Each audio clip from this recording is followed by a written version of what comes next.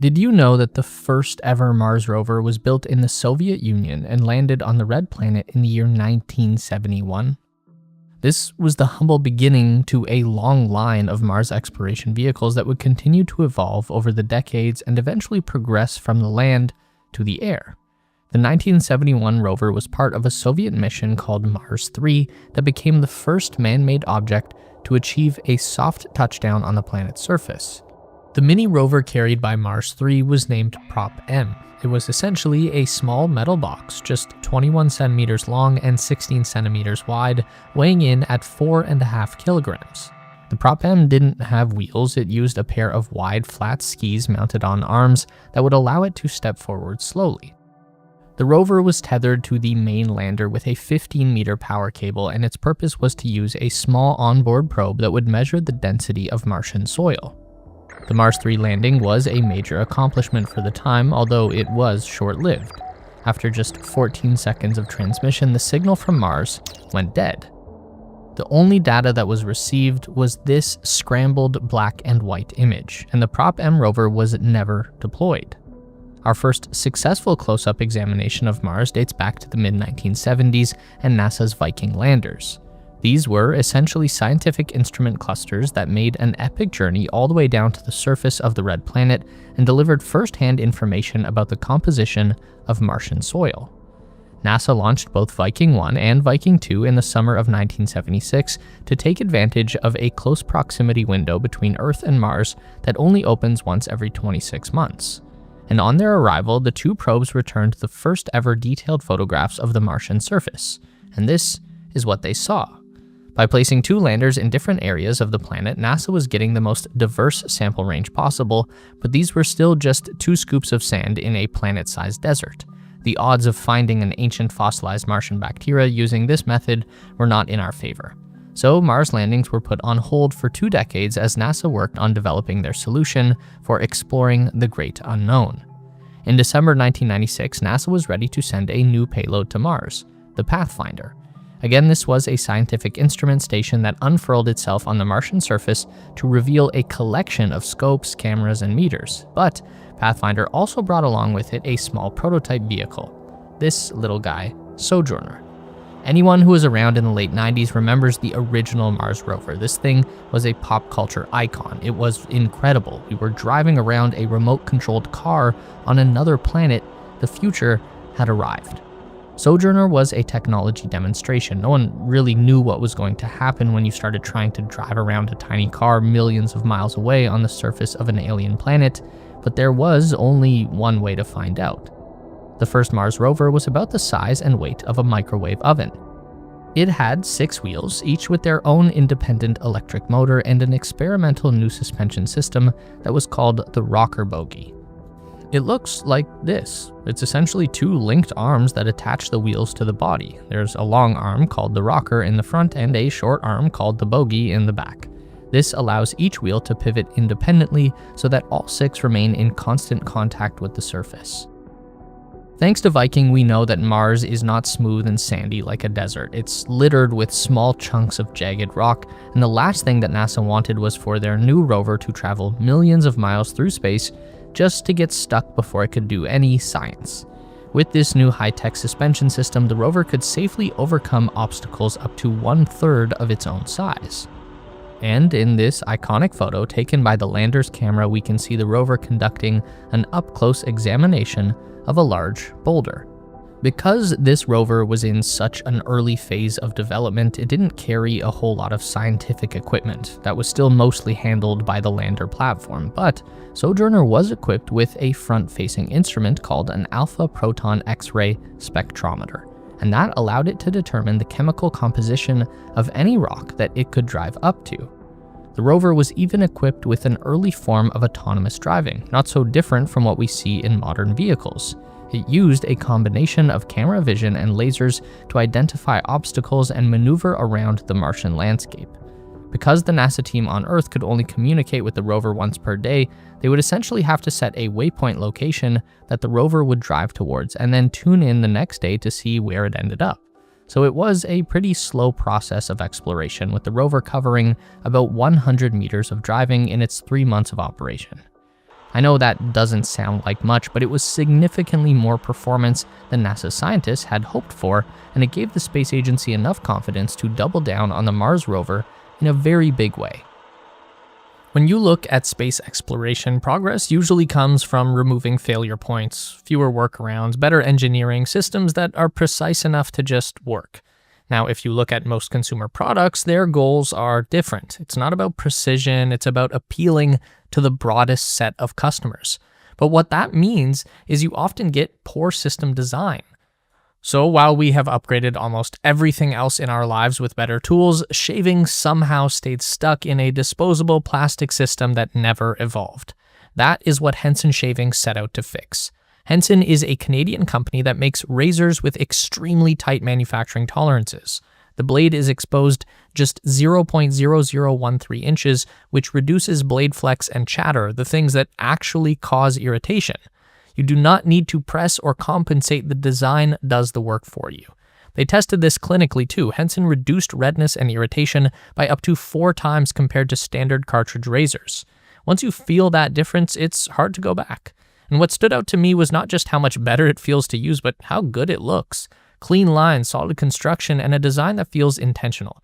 It is the kind of object you actually like keeping on your counter.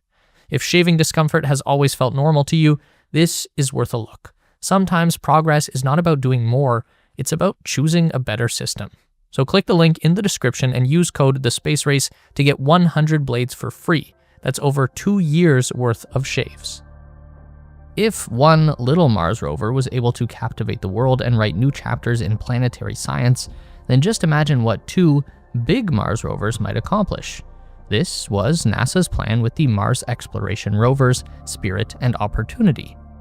Both machines were launched on separate Delta II rockets in the summer of 2003, taking full advantage of that fleeting Mars transfer window.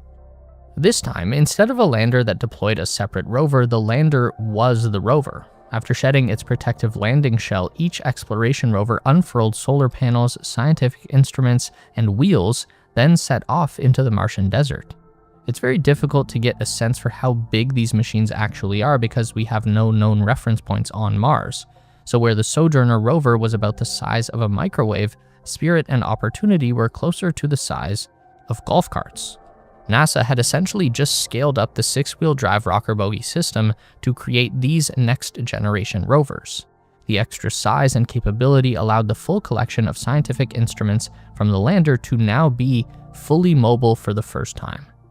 In the top of a 1.5-meter tall mast, each rover had 9 digital cameras. They were used for both navigation and to create 3-dimensional panoramic images of the Martian landscape. The exploration rover also had its main spectrometer placed on the end of a robotic arm that extended out from the front for closer examination of rocks and soil.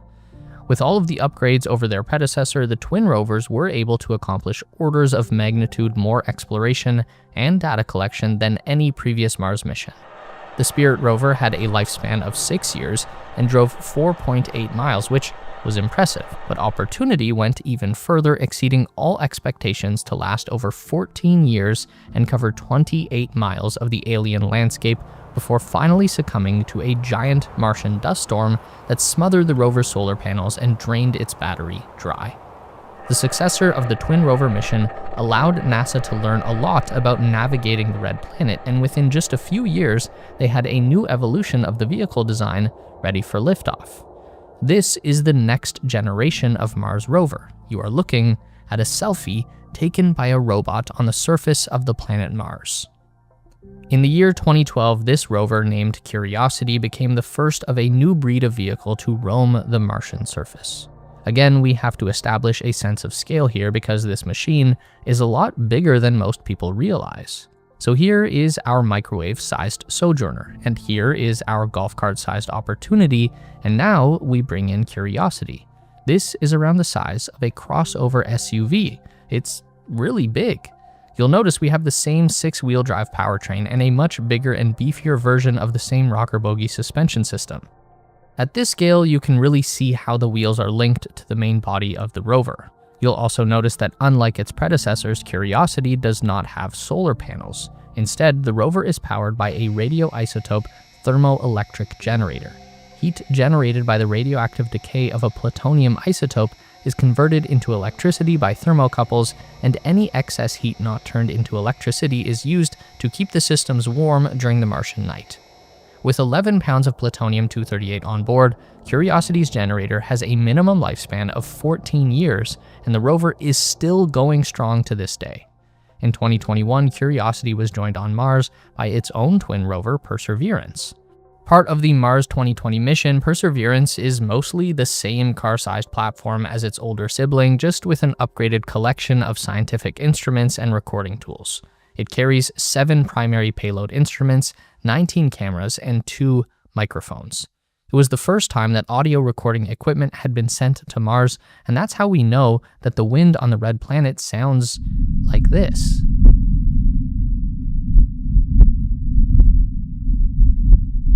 We can also hear the sound of the rover itself as the hollow metal wheels clang over the Martian rocks, the gentle whirring of the electric motors, and the squeaking of the suspension system.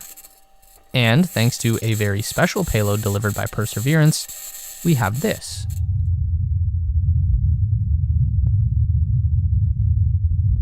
You are hearing the sound of a helicopter flying on Mars for the first time, and this is the view from 80 feet above the Martian surface. Just like Pathfinder back in 1996, Mars 2020 brought along one small piece of experimental technology. A helicopter drone named Ingenuity hitched a ride in the belly of the rover and was deployed on April 3rd, 2021. We've seen NASA make some pretty amazing progress with their rover vehicles over the 25-year period that we just covered, but there is still only so much that can be accomplished on wheels.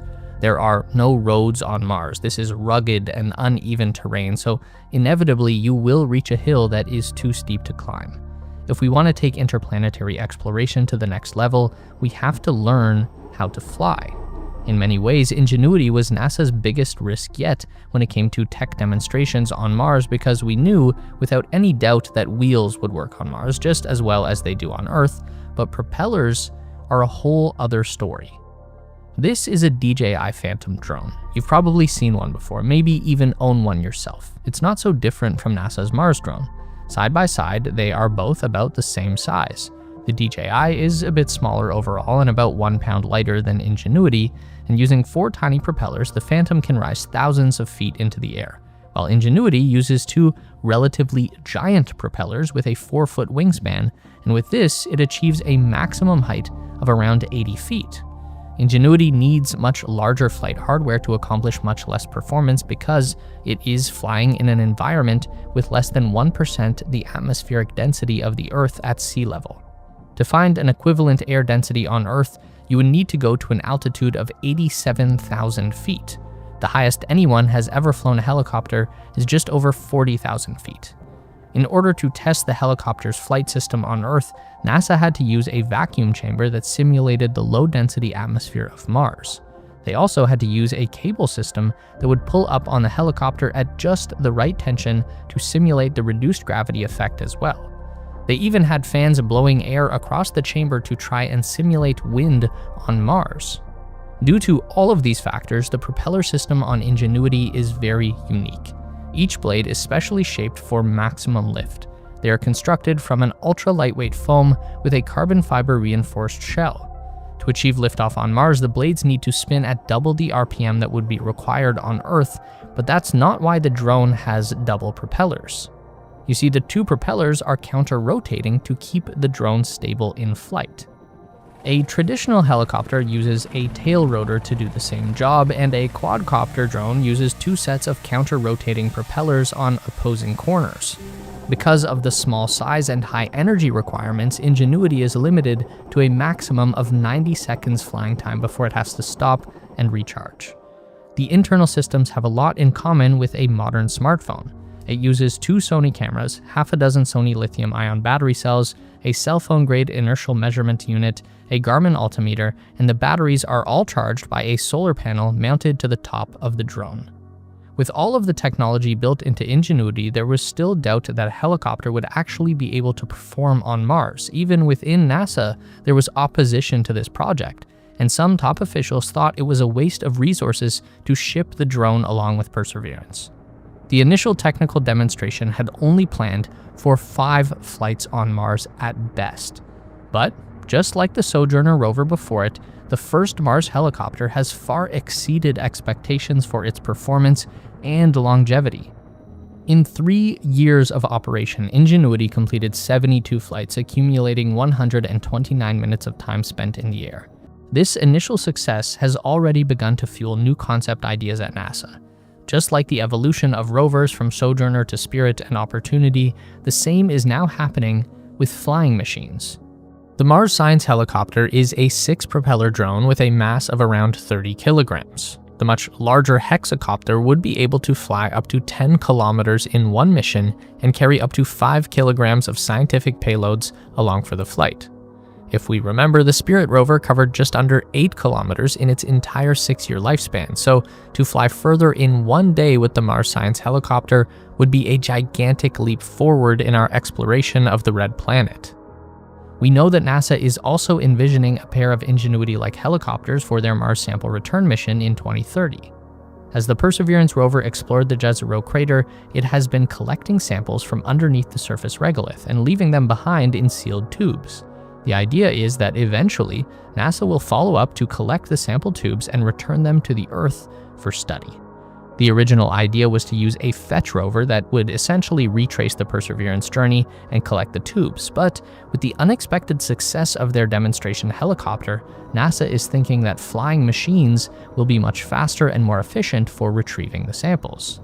And this doesn't end on Mars either. Dragonfly is a quadcopter drone that will fly on Saturn's moon Titan.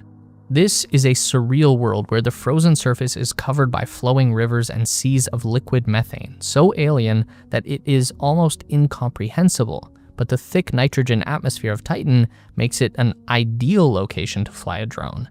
In many ways, we are lucky that Mars offers such a challenging environment to practice flying so relatively close to home, because if we can master the art of flight on Mars, then the possibilities for exploration in our solar system will be nearly endless.